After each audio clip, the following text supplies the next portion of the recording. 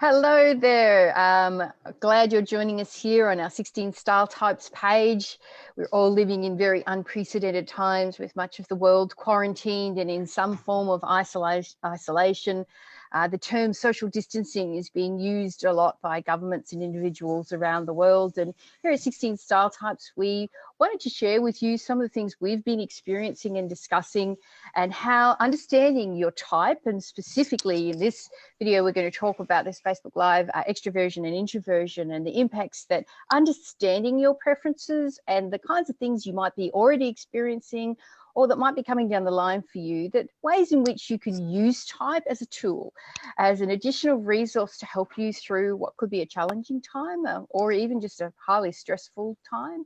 So the three of us all have different types to one another. We are all married to men. All our men are STs actually, and they're all different to us in different ways. And some of us have had more experience in working from home and being with our significant other whose type is different to ours, and for some of us it's new. And so we want to share with you some of the things that we've found and maybe get you thinking about ways in which you can use type during this time. So Jane, what's it like living in such close and unrelieved quarters with your type opposite? Well, I think we're getting along fine, and this is a good way to practice how you want the rest of your marriage to go. We've been married for 39 years, which doesn't seem possible because I'm only 37, so I don't get this. But I know the maths of it is crazy. I think one of the biggest things is to always think type, not trouble first. So okay, I'm the introvert in the family and I'm married to an extrovert, and it's been great because he gets me out and doing things. I get him thinking about things.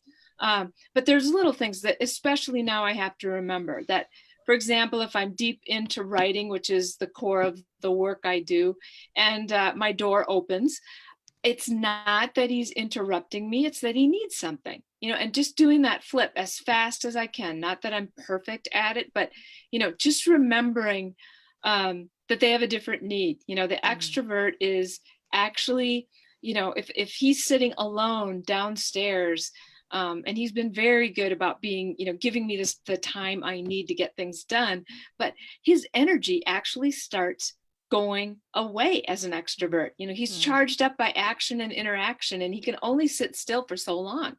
And so, part of it is he's got to get his energy up again, and I have to respect that. It's not all about me. And so, and then planning, letting him know I'm going to be working for 2 hours up here, and then we're going to do something. And do you want to go for a walk? Because we're still allowed to walk as long as we stay 2 meters apart. We don't have to stay 2 meters apart from anybody else. Yeah. Right. So, but thinking ahead, how am I going to make sure that he doesn't get drained of energy, because that's going to have a negative impact on how we get along. It just like if I'm constantly with him, I will lose energy, and it won't go well that way either. Yeah. And that is a beautiful reminder of what extroversion and introversion really are about. And some of the things I've been seeing, extroverts are not okay. And I think, that's a very stereotypical and, to me, unhelpful kind of statement. We can all become not okay under these extraordinary circumstances, but remembering that it's about energy, and that's a very, very useful thing.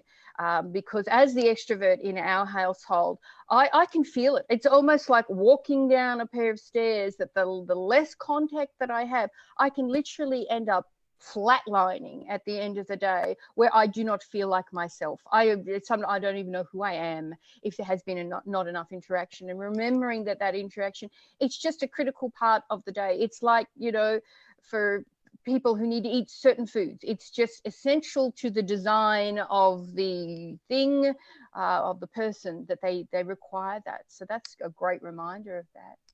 Yeah, it's interesting, because most of us, I think, have been kind of basically working from home for not a long time. I think we're probably unusual compared to many people, but we're all used to working from home by ourselves in our own way. Yeah. And for me, this has thrown up being married to an extrovert who's suddenly home. He's been sent home by his organization, but working from home.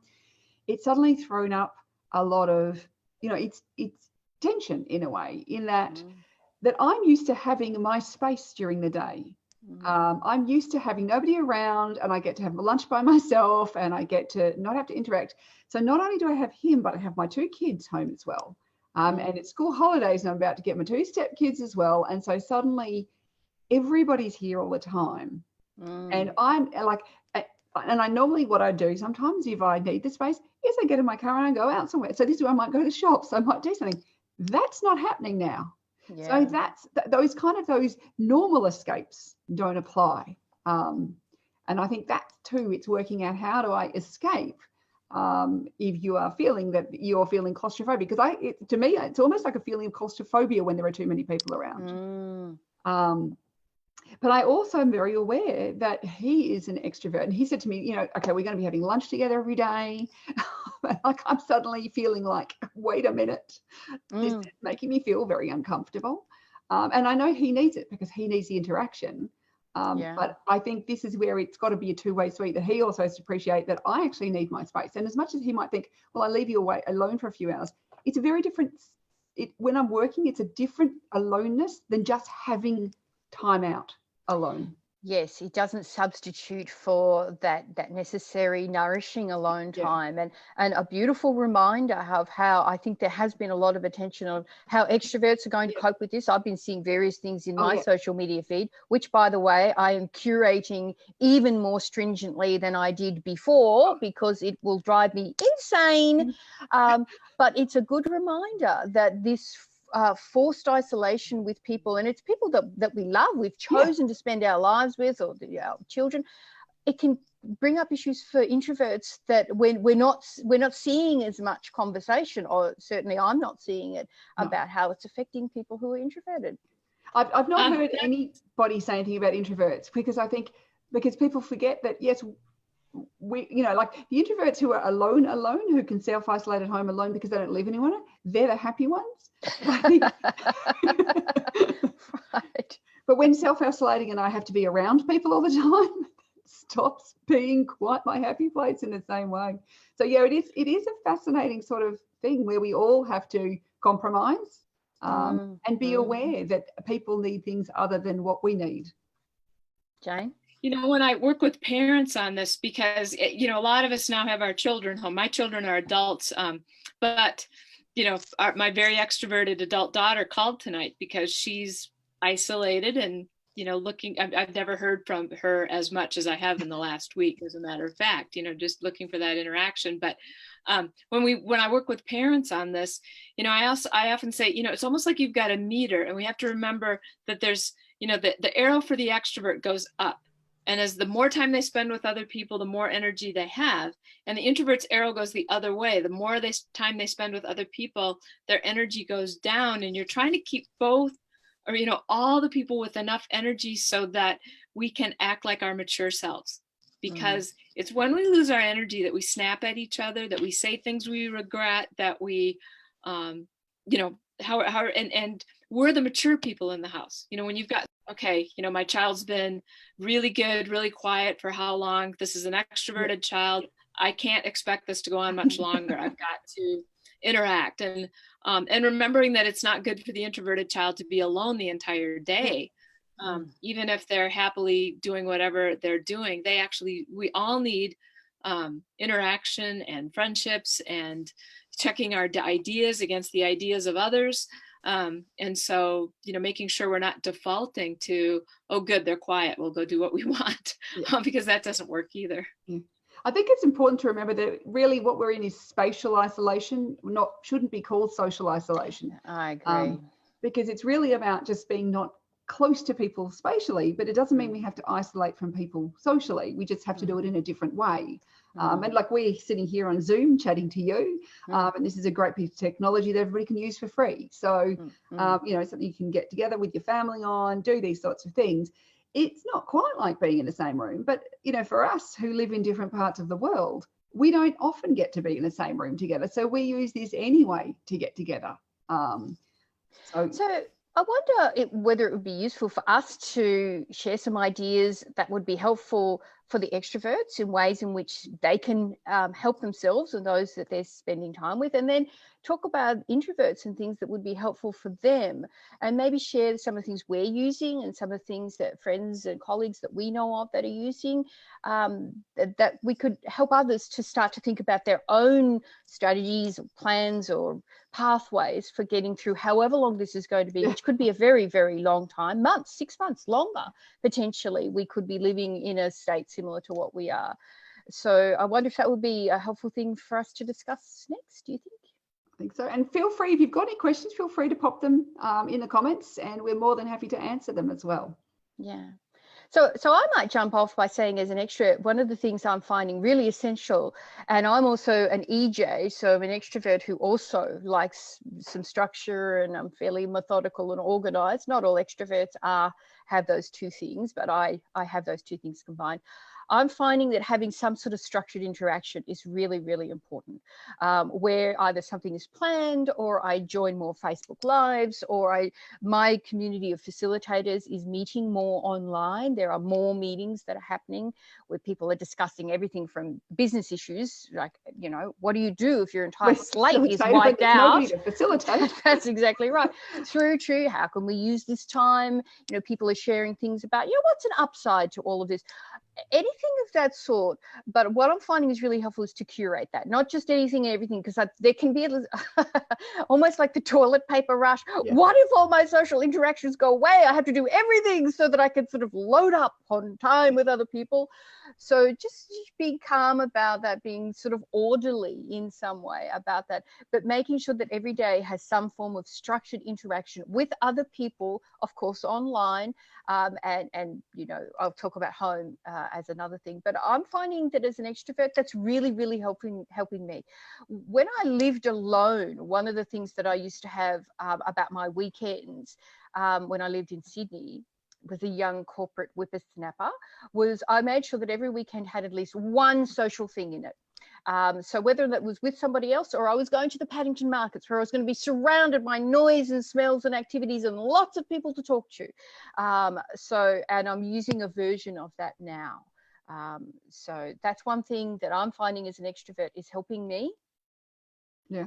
And to you, I mean, one of the things is you've had many years where you and your husband have been home together. He works from home, you work from home. What are some of the strategies that you've found, just even over the years? I know you can't leave the house in the same way as you used to, but what are some of the strategies you've found that have worked for you? Well, the leaving the house thing is really interesting, because one of the things we've just started talking about is the importance of spending time apart during the day. And so, which is quite easy, you know, he has the shed, the proverbial Aussie shed, so which doesn't require too much encouragement for him to go and spend time in. So it's important to spend some time apart. That's important for the two of us. We have a number of conventions living with an introvert. Literally, in the early days of our relationship, I would follow him around the house. I am embarrassed to say this now, but I have been known to stand outside bathroom doors talking.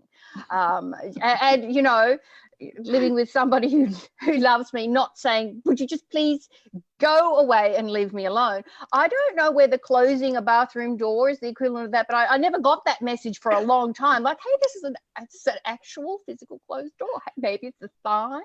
But having conventions where if I need to talk about something, I will say, I need to talk about something, and it's okay if he says, I'm not ready now, but he has to give me a time when he will be ready. So you can't just say, I can't talk now. That's okay. But when?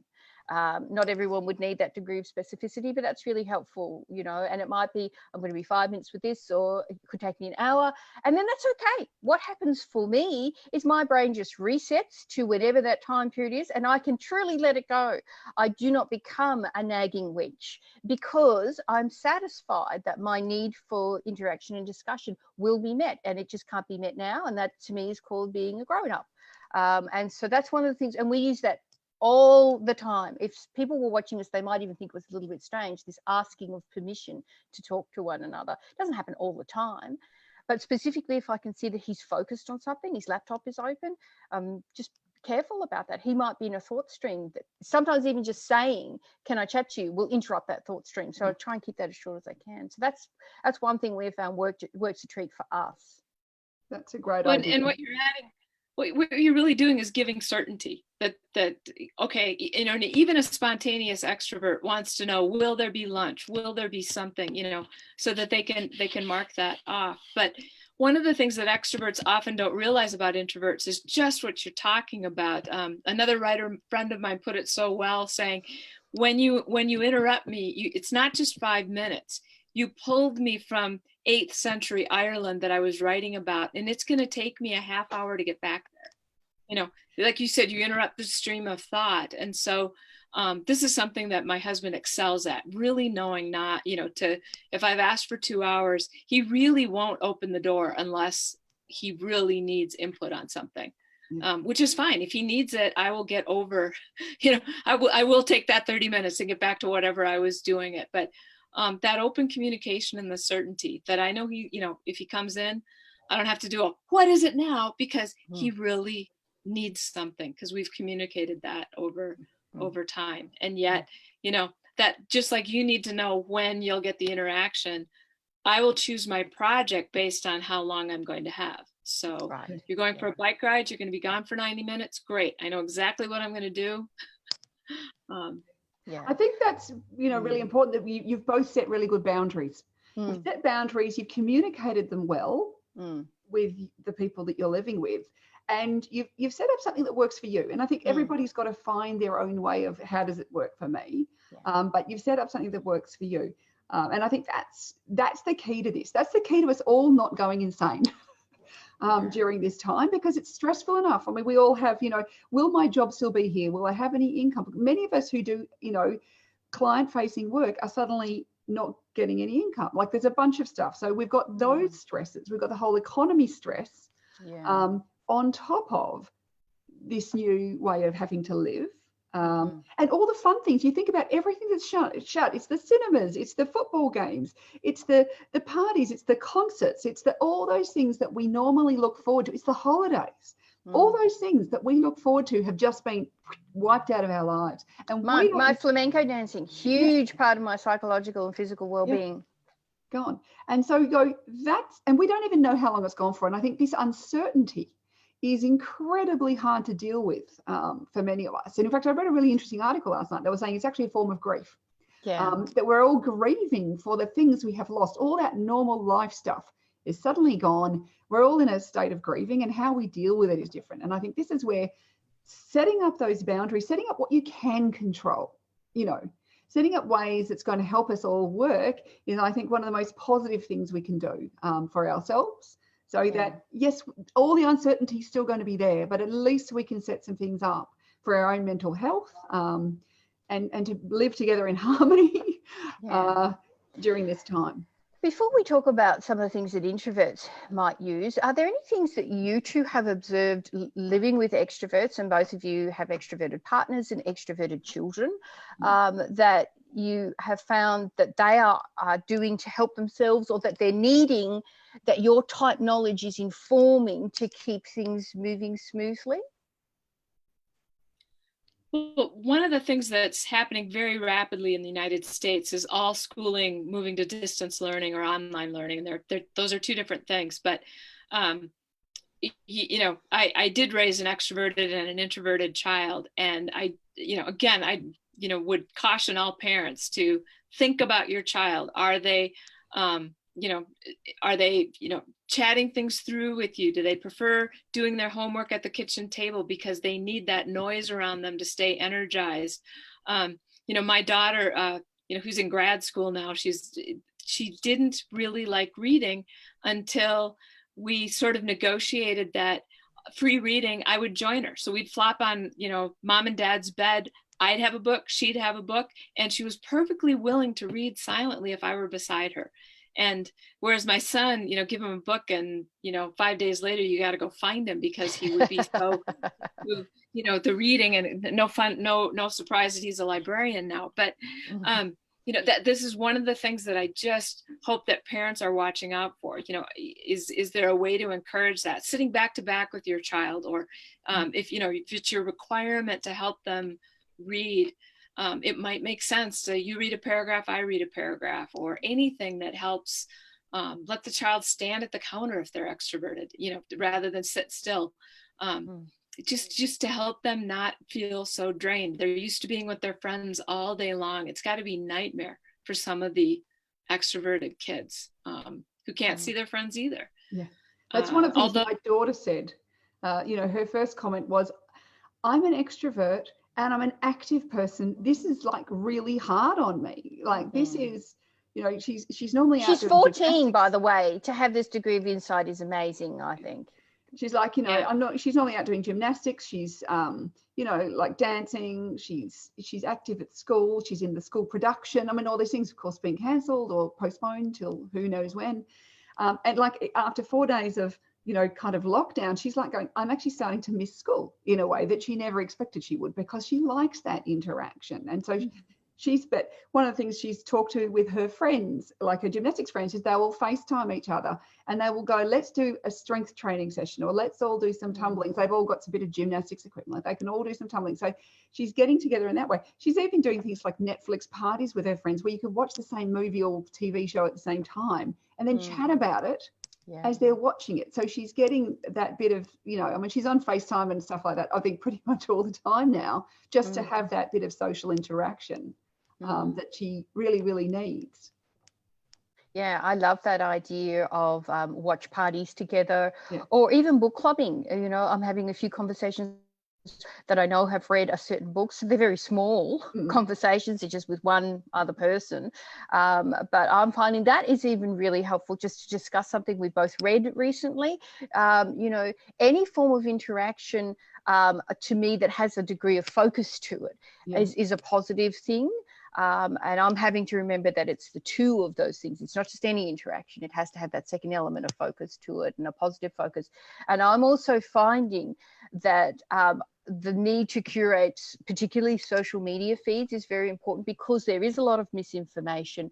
There is a lot of people just sharing anxiety or negative stories. I mean, just something I read yesterday, healthcare workers on the Gold Coast are being abused if they go shopping in their work uniforms. People are yelling at them, decrying them for potentially spreading the virus. So to me, that just makes me want to weep that this would happen. And so I need to be careful about what I take in, because combined with isolation, that degree of negativity, being an extroverted feeling preference person, I could just find myself depressed. Just the world is so insane. I can't cope with it.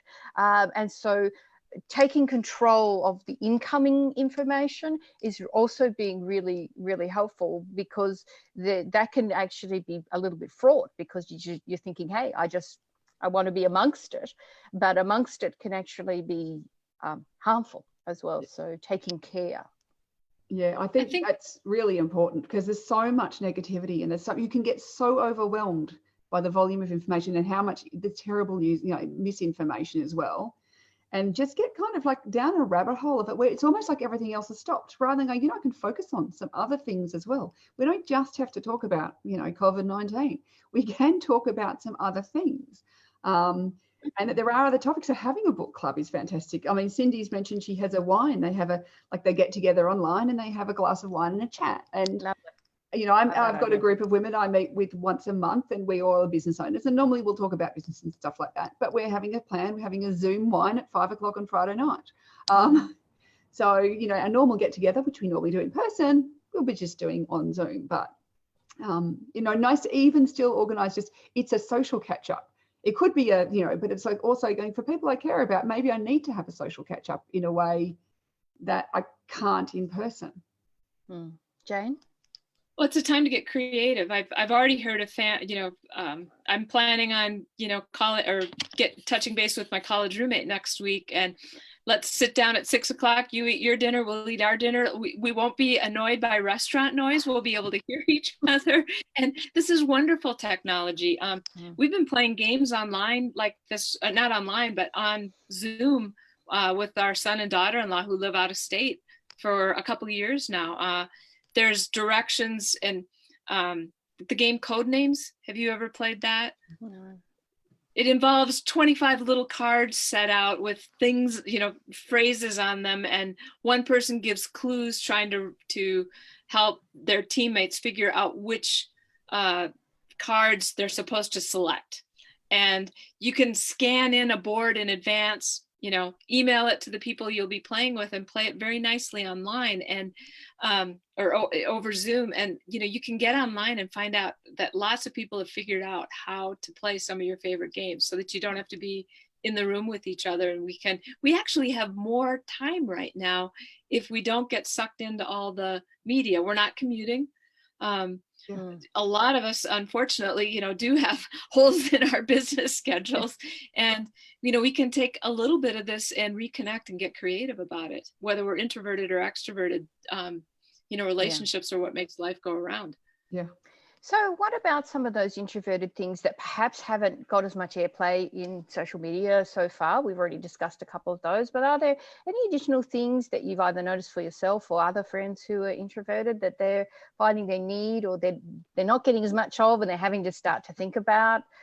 Anything that we can share with the introverts who are watching?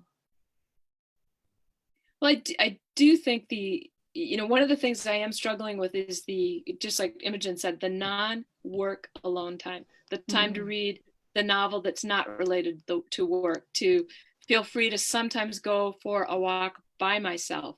Those sorts of, I'm not a big TV watcher, but there could become a time where I want to watch what I want to watch. Yeah. It could happen.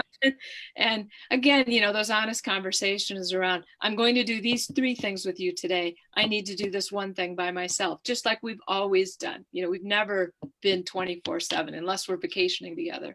Yeah. I honestly now see taking out the rubbish to the bin as a bit of an outing. Oh, how expectations can change. Isn't it amazing? It's like, oh, I've left my front door. I know, crazy. As I saw somebody wrote something on Facebook today, which is, now I get why the dogs want to make an escape every time you open the front door. So I think, like, it's working out. I think so much of it is like going, we're gonna be in a period. It's going to take a while to negotiate some of those boundaries, to go, what is it that I really need? And that it's not wrong to need time alone. I think that's where you can feel this pressure to go, like, say normally I would walk the dogs in the morning before I come to work, because normally my husband's commuting. He's not commuting now. So now we're doing it together. So we're both walking the dogs, and I don't have any issue with that, but it's that's one little piece of alone time that's just disappeared. Like, because sometimes that's when I have my own thoughts, versus now we're talking as we're walking. So it's those times to have those thoughts are just diminishing rapidly. And so I think I need to go, well, I need to set up something new for myself, and I'm not quite sure what it is yet. But where I do go, I need this. It's not work time. Like, I think it's just a personal space time that's for my mental health. And I think this is where we all need to look after our mental health, really importantly in this time. I agree. And this is where those negotiations and those boundaries between introverts and extroverts can be so important, where, I know what it's like when I feel like I have suffered through a period of time where I'm waiting for an interaction, and it's almost like falling onto an oasis after being in the desert. And, I'll think, yay, I talk, someone to be with.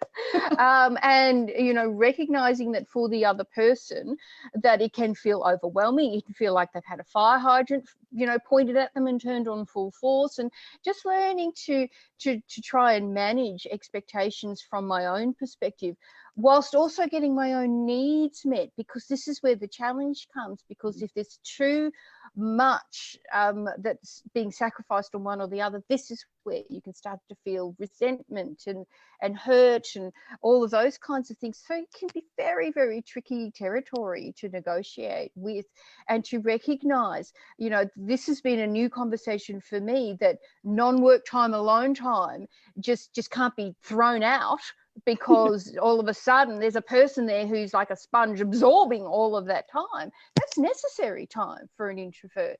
So I've learned something new here in this conversation, and I think that's extremely valuable. Yes, because I think so many of us have used that time out of the house, like even going, like, I love a night to myself when there's nobody, it's like, oh, well, great, I get to watch whatever I want to watch on television. I want to call the midwife that my husband never wants to watch. I get to, I can have there's all those sorts of things where, and there's also an element of just having the space, like the physical space to yourself. I've always really enjoyed being home by myself. You know, maybe not you know, all day every day and all night every night, but certainly there is an element where I'm going, it's like this space is mine just for this period of time. And now that we've got all our families home, many of us have the kids home and you know, the partners home and everything, suddenly the space is never going to be mine. Like my ability to have any of that, you know, and who knows what it's going on for, like yeah, because we're not supposed to be going anywhere. Well, this is huge. You know, as I think about, you know, because I've got a book deadline, and I'm used to being able to chunk out an entire day, and when I have the house to myself, that means I can spontaneously write when an idea comes, and then I can go downstairs and maybe, you know, even vacuum or something while I'm getting an idea. But I'm always half on the project, even if I'm out of my office, or I can go work at the dining room table because I'm tired of being in my office, and the space is mine, and the noise or the lack of mine is my noise is my choosing. And you know, it's a grieving process to know that that can't happen, just like it's a grieving process for the extroverts to go, you know, we just can't. Yeah, missing all that interaction, the water cooler talk, all that kind of everyday interaction that most people. And sometimes it's just being around people. Yeah. I know when my energy is low, sometimes I don't even need to have a meaningful conversation. Just going to a market where there are people, the vegetable market, and just being around people, hearing conversations, having a conversation, you know, about pumpkins, bananas, anything that just that degree of just being where the action is and being in it is hugely energizing. And to have that removed, just boom, take it away. We went out and did some necessary errands yesterday. We were out for a very short period of time. Nobody's out. And people are keeping away, and people aren't talking. You know, somebody turned to me and smiled, and it was sort of like the highlight of my day. You know, I had a conversation with the, you know, at 1.5 meters with the guy behind the bakery counter, and said, you know, what's happening to us all? You know, it's crazy to be out. You know, what could happen to us? He said, we could fall in love. And I thought, okay, there's another extrovert suffering.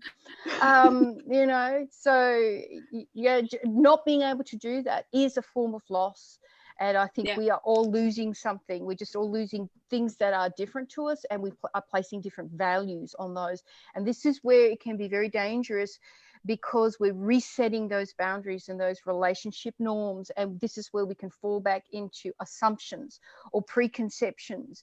And so this is where there can be a lot of miscommunication and misunderstanding in relationships. And of course, everyone, I believe the whole world is operating on some degree of low-grade anxiety and stress, because there's so much that we don't know. There's so much that's out of our control. We're hearing news reports about what's happening in various countries, and we're fearful for ourselves and our loved ones. So we're already not at our best. And then we add this on top of it. And I think this is where awareness precedes choice. When you have the awareness that type can bring you, then I love what you said before, Jane, about type before trouble. And I think it does, it extends an invitation to us to rework things that we thought we might have already got down. Hey, we've been married for a while. Things are, you know, we got this working. Well, it's a brand new world. Time, you know, it's not the same as what it was before. I think this is. Well, I think of my parents with their joking around, for better, for worse, but not for lunch every day. That's great. I love that. You know, we're it truly is an opportunity to make sure that we're figuring out what whoever we're with and whoever we're not with. You know, we've been calling my 93-year-old aunt, I have 4 big brothers, and you know, we have my aunt dislocated her hip and is stuck in a transitional care center in the midst of all this. So she's not, she has no friends there. No one can visit her because of all the restrictions. And she's in a room without anything. You know, it was only supposed to be temporary. So her kids didn't manage to even like get a photo album there with her. And so we've all been calling, and we sent a box of silly gifts to open one a day. And she's, you know, you can see her spirits go up over the course of the week as she's just had a few more phone calls, and I'm talking a few. And so thinking beyond, what is it that we can do in the midst of what we can't do is much more productive. So. Yeah.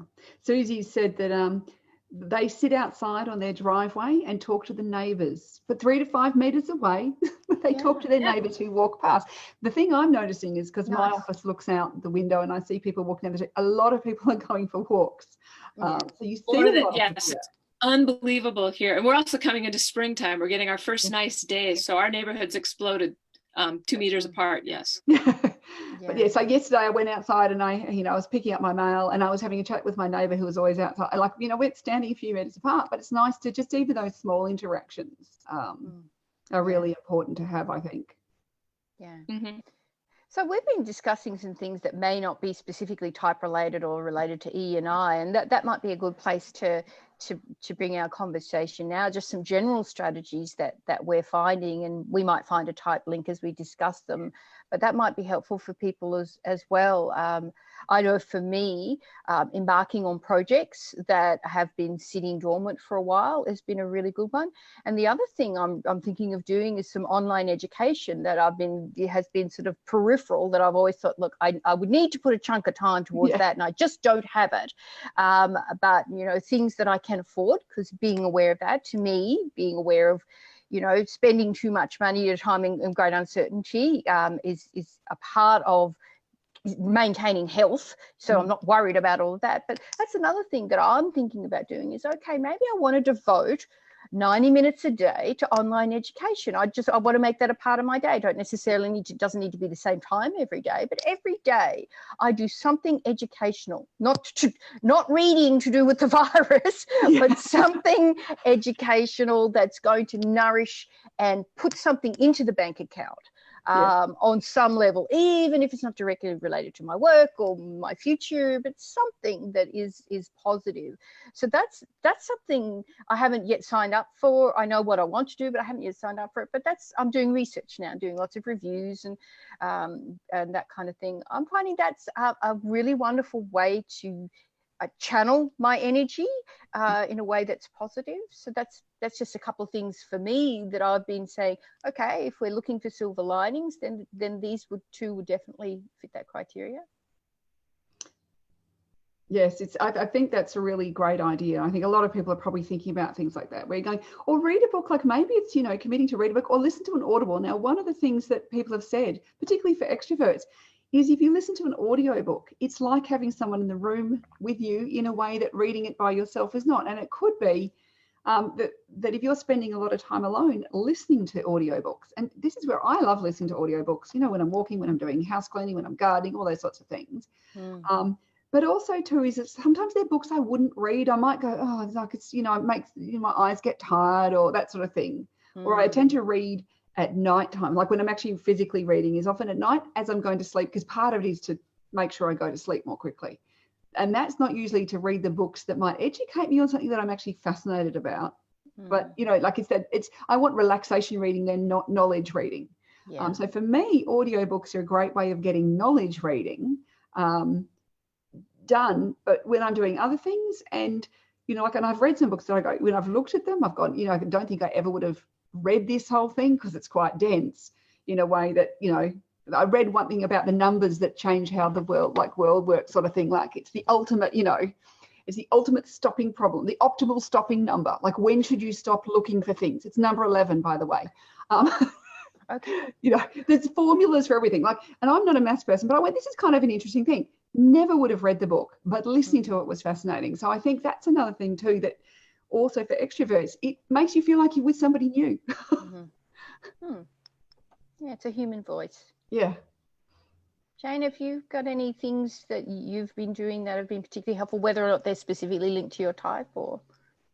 Well, the book deadline is definitely a downer. I mean, it's just like, let's do that first and then we'll get on to other things. So, the good news is I've got more time to do it, but, I'm looking around my office because by the end, if we have, once that's done, these file cabinets are going to be so organized, and we've already shredded a, recycling bin worth of paper. So we made a dent in all our financial stuff, and I just, that is something I'm going to do. We know we were sequestered today officially, so we know we've got at least 2 weeks, and we're sure it's going to be more than that. But our governor's looking at, certain numbers and saying, and pictures that I need to deal with. So it's not drudgery. I'm looking forward to when this passes, having sort of a clean beginning, and perhaps having a plan for, we've been in this house since 1985, and there are, closets enough that we've never had to deal with sorting, and it's time to sort. So, and we'll find other fun things to do too, but this is actually going to be fun to know that huge task is behind us, I think. But, as you were talking, I had the thought that it's also a wonderful time to remember that the beautiful dynamic nature of psychological type means that, our second function is the opposite to our most preferred function in terms of energy. And for those of us who are extroverted, remembering that our auxiliary introverted function is there to provide balance and support. And if you don't know anything about this, we can provide a link to a couple of articles we've got on the dynamic nature of type, and recognizing that spending more time in reflective practices and deliberately drawing on your introverted preferences can be a really helpful thing to do, whether or not you do it in a deliberate way, or whether or not you just engage in some kind of reflective practice, whether or not that's a form of writing or a form of just being silent, meditation, prayer, anything that is useful to you. Exercise can be meditation. And of course, the same is true for introverts, that, drawing on your auxiliary extroverted function in a deliberate way can also be a way of developing your type and, growing during a time that is really difficult. And that's also helpful, because just because we have a preference for one or the other doesn't mean we do not use its opposite. We do. It's just we've probably never been in circumstances so extreme where having an understanding of it is helpful for us to cope and make the most of it. Yes, we're organising the garage over Easter. That's our plan. Yeah. So, it's that we've gone, let's put aside this time and we're going to pull everything out of the garage and sort it all out. But oh, how wonderful to have an ESTJ help you organise the garage. I don't think you could have a better helper or person in charge of that project. How fantastic! I've got to be careful, otherwise he'll throw everything of mine out that he doesn't value. Yes. So is there anything that's the opposite, things that we would say, here's some things to really try your hardest not to do or not to get caught up in, or some things that are highly likely to be unhelpful, things to avoid? Trying to think. To me, it's the unfiltered social media stuff. That has always been important to me, but it's now become imperative to me. I think that's for everyone, whatever your type, because it's so overwhelming. And it's to get off social media. It's like really important to shut it down. Don't just be on there all day. And this is where if you're feeling isolated, you can feel like you're getting something from social media, but it would be much better to call a friend, FaceTime a friend, Zoom a friend, like do something like that than just sit on social media and see this stream of, there's an awful lot of negativity. And it's like, and it could be like, maybe start a gratitude journal, maybe look for the silver linings. What are the good things? Maybe it's like, I've seen people who are like baking bread and doing things that they don't normally get the time to do. So it's, have you got those projects in the cupboard that you don't normally get the time to do, that you got, it's a great time to finish it.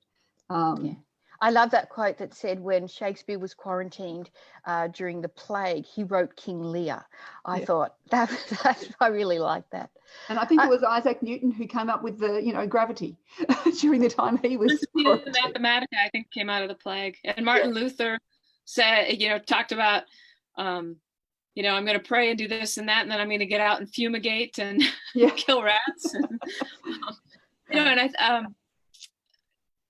I think, I have a group of friends on Facebook who are really trying to post the positive, like, the fun things they found to do with their children, or how they helped a child celebrate a birthday, or an idea for, you know, our neighborhood is my book club, and so I put a note out. Hey, if it, you know, you can tell that I have probably a supply for just about anybody who needs a book. Yeah. And this is only those are all double stacked, and then there's all the books in my children's rooms and downstairs and everything. And so I just put out a note saying, because our libraries are closed, of course. Yeah. And I got an email almost instantaneously from across the street saying, our 11-year-old is out of books. What do you have?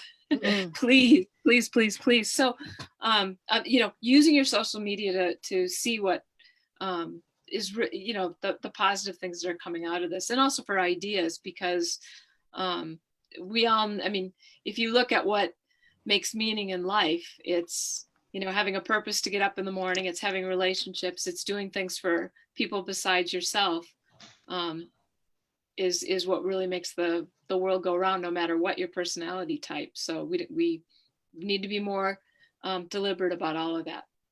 Yeah. The other thing I think for me too is to think in sustainable terms. What can be sustained? And I find this helpful as an extrovert, where I can have these huge big bursts of energy where massive amounts of things get happening, and then there could be a crash that comes after that if that cannot be sustained. And so one of the things my husband and I talk quite a lot about is what is sustainable. And so what that has meant for me is a compressing of energy and a slower release of things, which is not my natural preference, but it's an adjustment. It's not a huge, big, massive thing to do, but it has required some adjustment to make sure that whatever is being, I guess it's like rationing food in a way, to say this, whatever we're doing has to be sustained. So there's sort of a sense of this sort of coming in and making sure I'm balancing that with enough going out, but to make it sustainable. Yeah. Natalie's just commented that they've made a list in her family of all the things that need to be done. Taxes, wills, clean out the fridge, edit the wardrobe, mend the clothes, service the car, you know, all sorts of things. And I think what's, you know, and then they've also made a wish list of podcasts and movies. So so you want to have, you know, because otherwise we can go, I just need to clean the house, and that gets really down. Like some people love it, but for other of us, this is a chore like that we don't want to do, which is why we keep putting it off. So it's important, I think, to balance with what's some good things. You know, maybe there's a movie I can watch on Netflix, or maybe there's something I can do that's going to put some positivity. And I think it's getting that balance too between well, now I've got this time, I should be doing all these chores. Like every time I say to my husband, I haven't had a day off in 10 days now because I've been working nonstop. And I said, I really need to have a day off. And he goes, oh, great, because then you can like dig some holes in the garden. I'm going, no, you don't get it. Like that's not a day off. Like I actually just need some me time to do some things that really don't matter, that I find fun, whether it's, you know, knitting something or sewing something or doing something for me that's enjoyable, rather than just like, there's another, like, let's check another chore off the endless chore list. Yeah, exactly. Since we are style types, I wondered if, you know, we're getting close to the end of the hour, we had any style tips for this period of time that we've each found useful, because I know for me, if I'm not having FaceTime, whether it's real life face-to-face, I can get a little bit lazy. And I know, Imogen, you're doing a lot of Facebook Lives and probably still taking daily outfit photos. So there's a certain standard that it seems like you are maintaining. And one of the things I have started to notice is there have been a couple of days when I stopped working in my pajamas. Remember when that was a positive? I think it was around 2003. This was going around, a major positive. You can still be in your pajamas at 2, and I quickly worked out that was not a positive for me.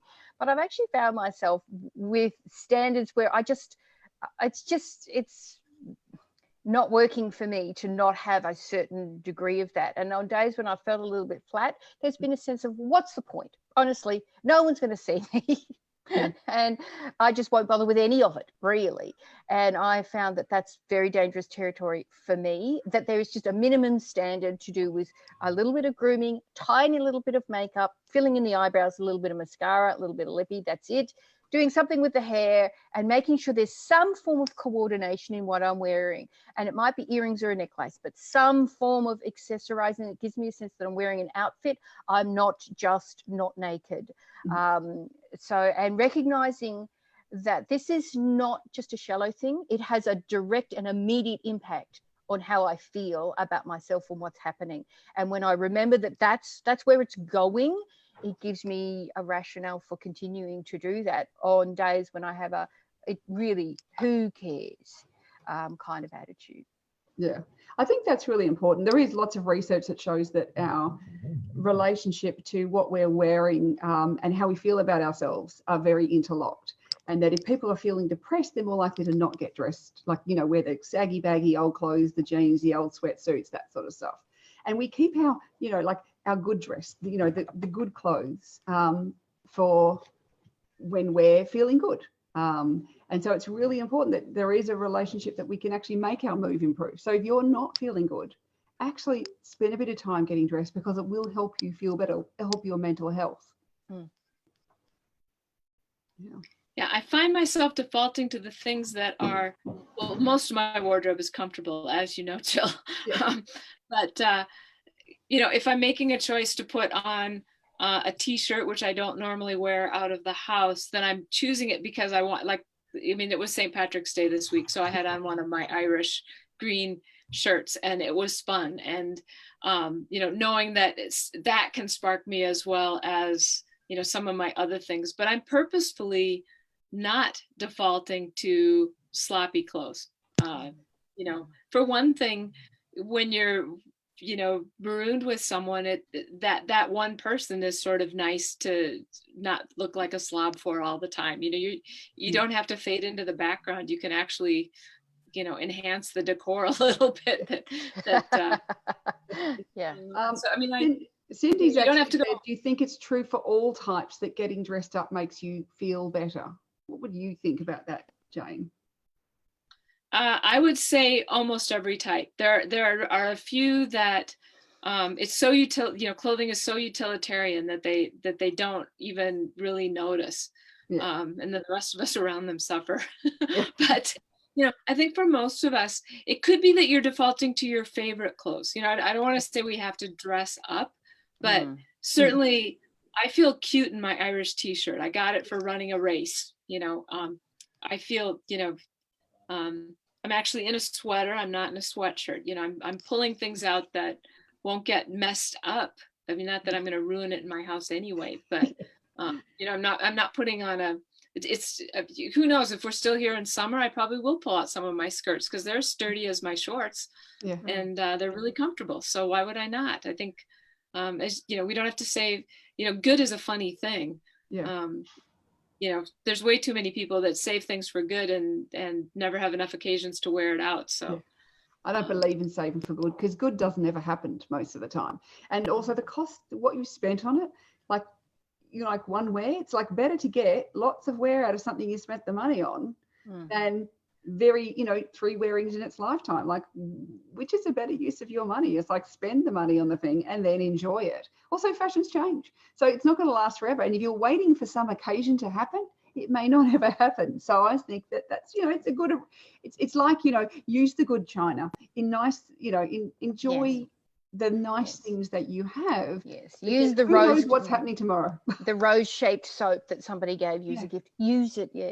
I know for those of us who have had issues to do with self-esteem and self-value, that can feed into it. Like, it's not worth getting dressed in any way that is, you know, got some effort to it, because I'm not worth it.